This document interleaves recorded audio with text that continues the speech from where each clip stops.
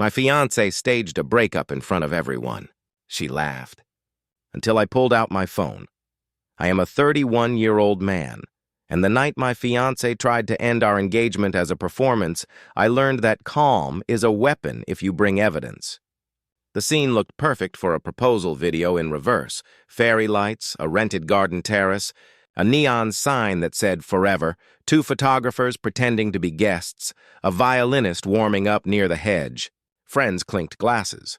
Her parents hovered with the pleased fussiness of people who think they are curating a memory.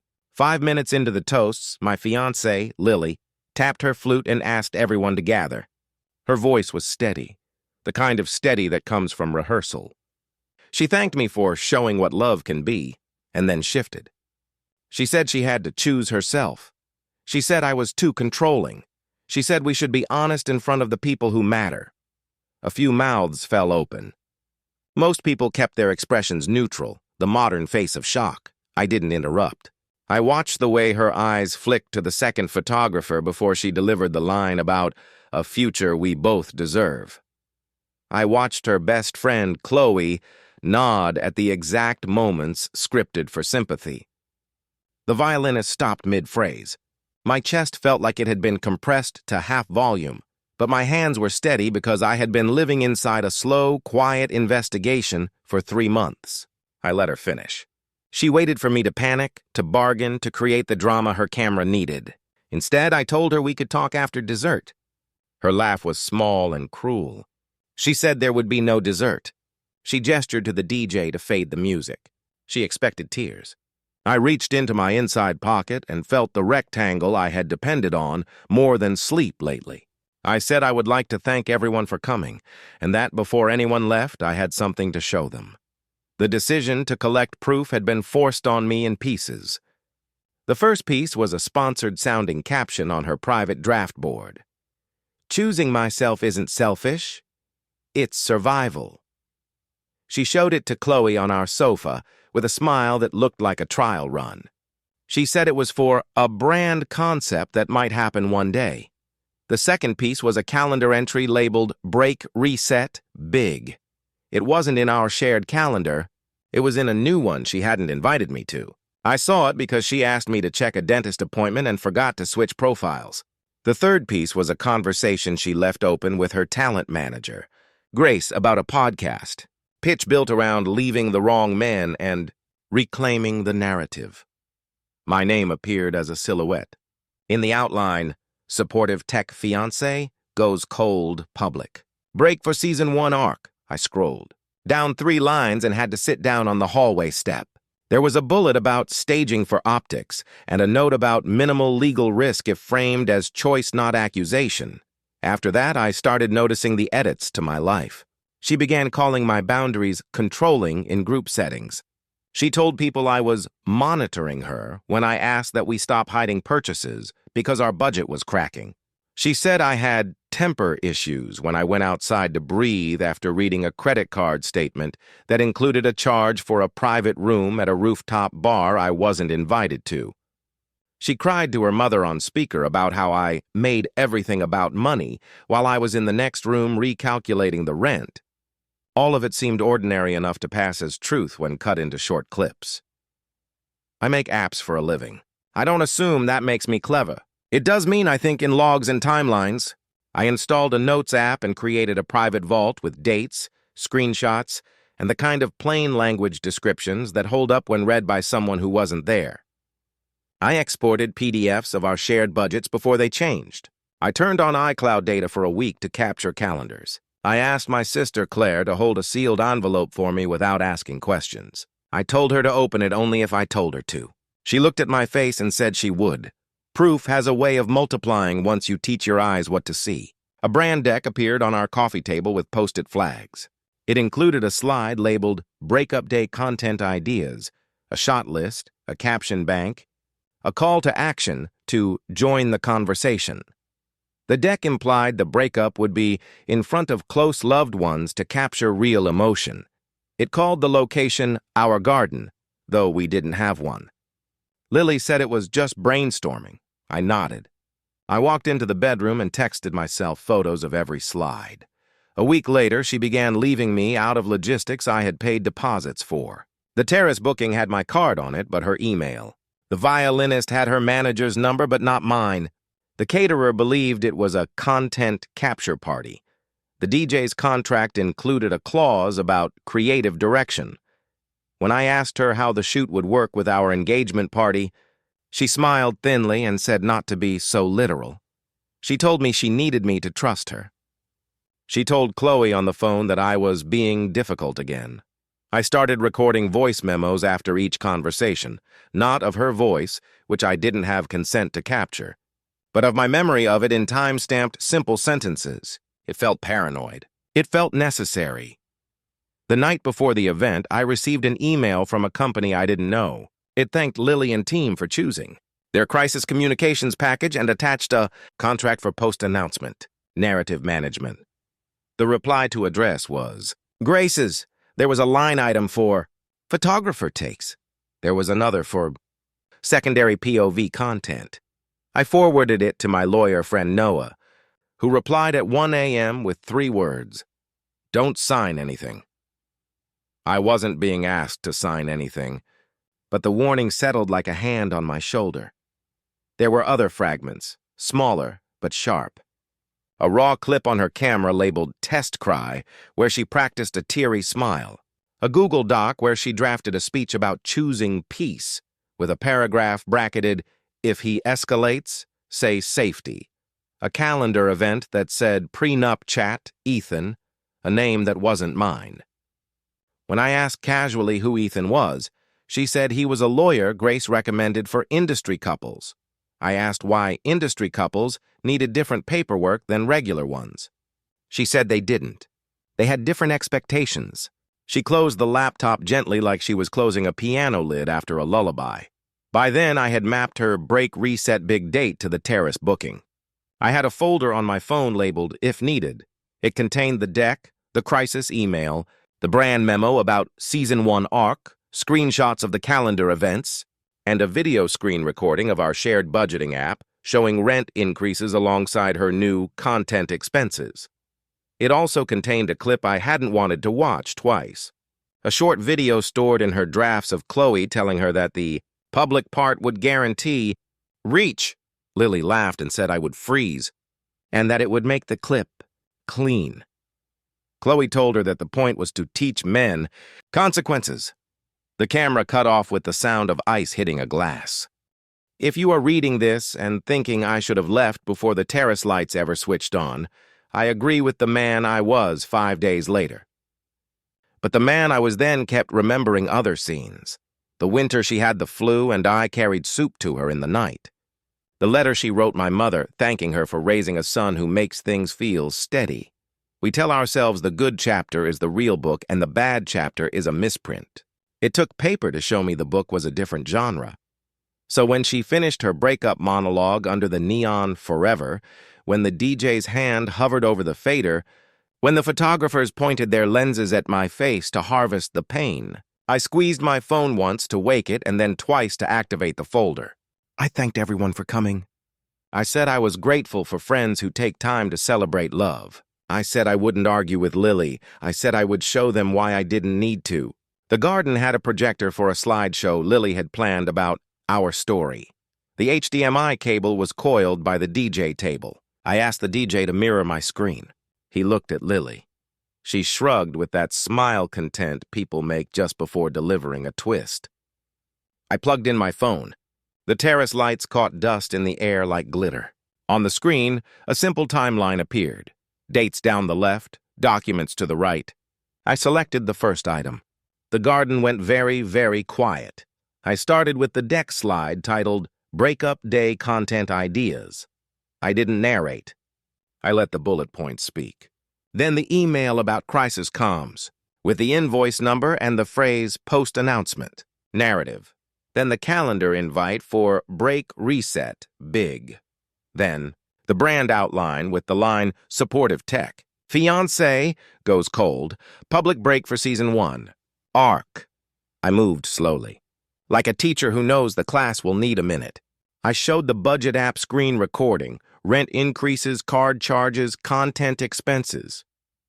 I showed the florist invoice that I had paid with a note from Lily's manager about visuals. People shifted. Her father stopped smiling.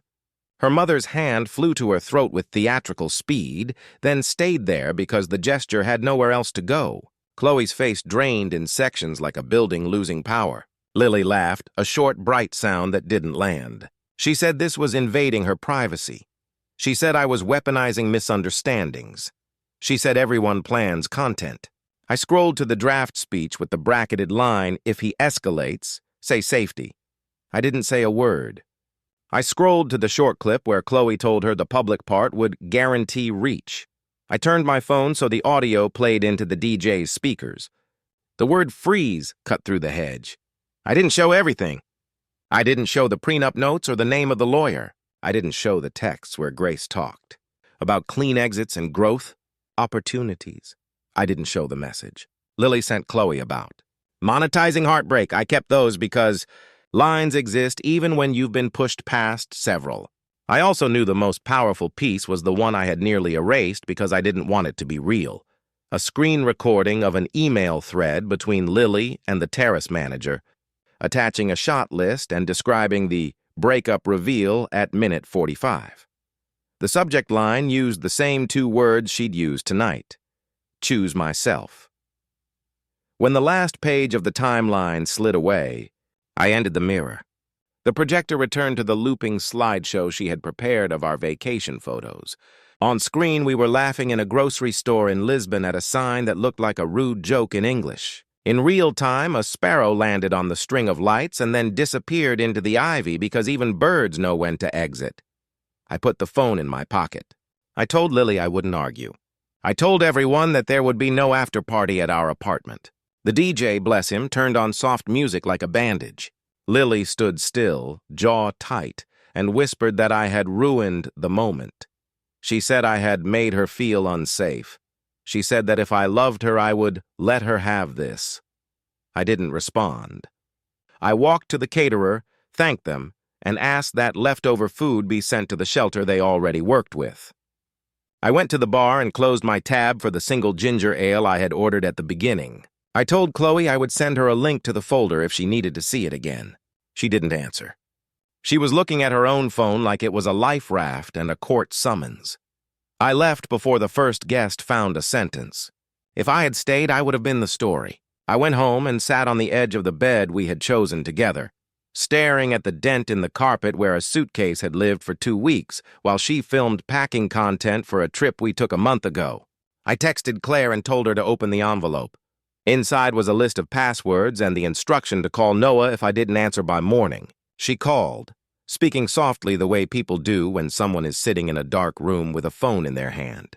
She asked me if I was okay. I said I was furious and unbelievably calm at the same time. I said I felt like I had been living in a room with a mirror I thought was a window. The messages started an hour later. One from her mother asking me to take that down. One from Grace threatening that I had distributed proprietary materials. One from an unknown number suggesting we can still do a collaboration if we reframe this as growth. Lily didn't text until 2:37 a.m. She wrote that I had embarrassed her, that I had proven I was controlling, that I had shown my true colors. She added that people would choose the version that helps them heal, and that my docs wouldn't save me from being the villain. I stared at the word villain until the letters floated. Then I put my phone face down and waited for morning like a person waiting for weather to change. I didn't know then that the next day would make the terrace feel like the quiet part.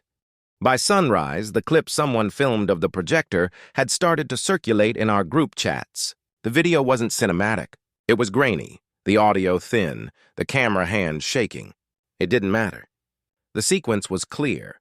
Lily's speech about choosing herself, the deck slide, the crisis email, the timeline, the short draft video of Chloe speaking about reach, then the terrace manager email. Within 2 hours, I had 3 kinds of messages. Private support from people who had sat on quiet doubts, lectures about airing private issues, and offers from strangers pretending to be reporters. I ignored all of it.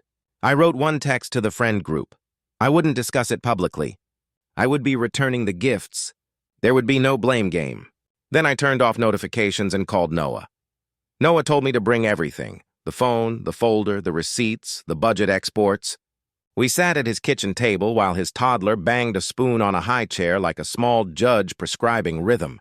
Noah skimmed, paused at the crisis email, circled the contract line about post-announcement narrative, and nodded at the terrace manager thread. He said the word premeditation, then the phrase bad faith. He told me to write a clean summary, dated for my own record and for any lawyer who might need to read without the noise. He advised me to send a preservation letter to the venue, the DJ, the photographer, and the manager's agency, instructing them not to delete emails or footage. He told me to think about simple goals: extract myself cleanly, return items that weren't mine, prevent defamation, decline spectacle. Lily's manager, Grace, emailed me mid-morning with a formal accusation that I had unauthorizedly disseminated confidential creative materials. I replied with a 2-line note. The materials were displayed to guests at an event I paid for. Any further messages should be addressed to counsel. I CC'd Noah. The tone of replies changed. People are very brave until you introduce the concept of a file name that ends in PDF. At noon, Lily asked to meet somewhere neutral. She picked a cafe where influencers take photos of lattes. She arrived with Chloe, both in sunglasses large enough to count as a weather system. Lily looked tired and angry in the specific way of someone whose plan had been interrupted but not discredited in her own mind. She said the projector stunt was cruel. She said I had hacked her. She said everyone plans content. She argued that rehearsing language doesn't make the feeling false. She asked me to consider leaving the breakup. Open-ended online to reduce harm. She used phrases like, control the narrative, together, and avoid escalation. She didn't discuss our relationship as something with 2 people in it. She discussed it as a project with 2 brands. I told her I wasn't collaborating on a breakup.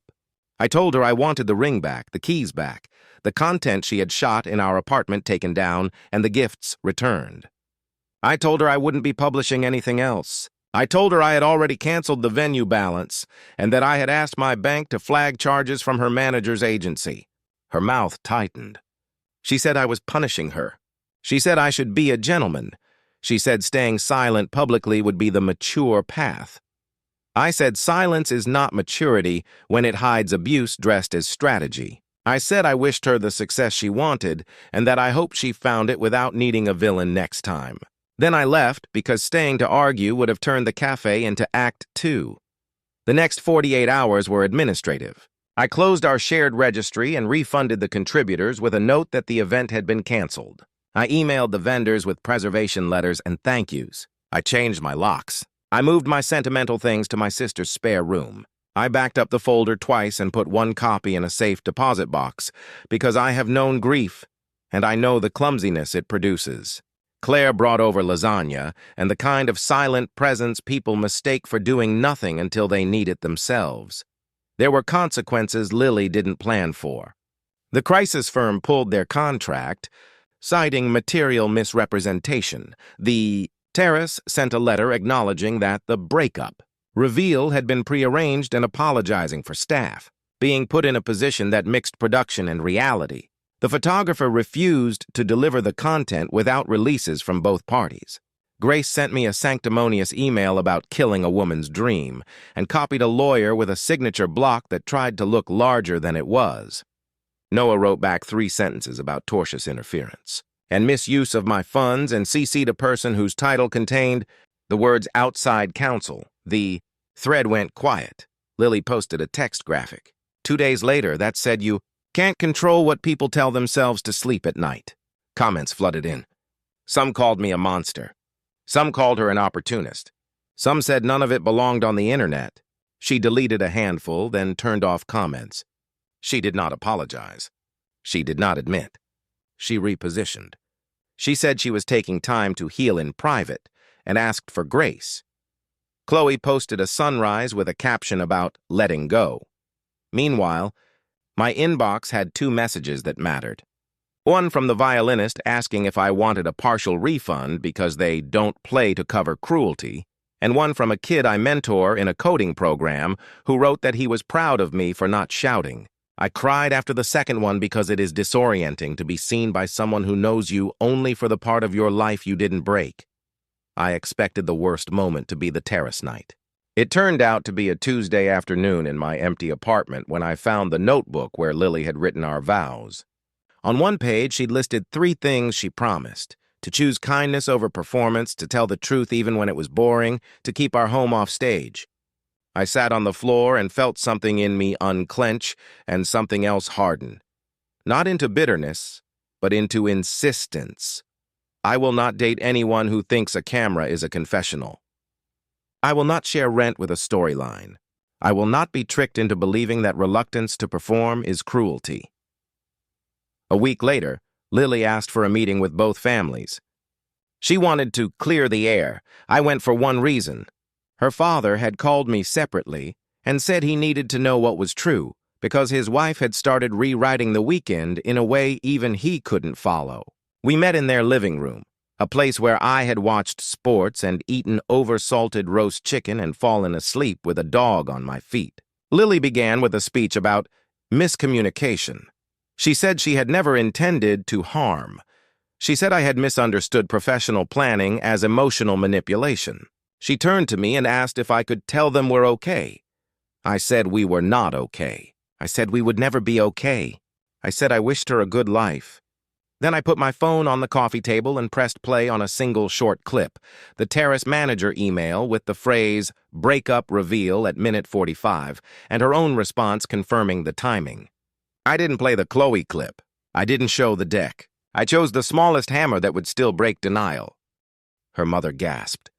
Her father rubbed his forehead like a man counting down painkillers. Her brother left the room because some family members prefer not to rewire their maps once drawn.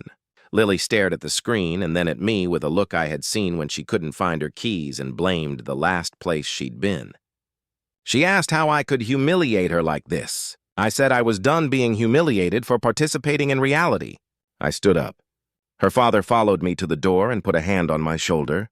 He didn't apologize on her behalf because he cannot. That's not how responsibility works. He did say he was sorry for mine. After that, the noise faded. The friend group sorted itself into 3 piles. People who had used my calm as an excuse to keep their distance from discomfort. They drifted off.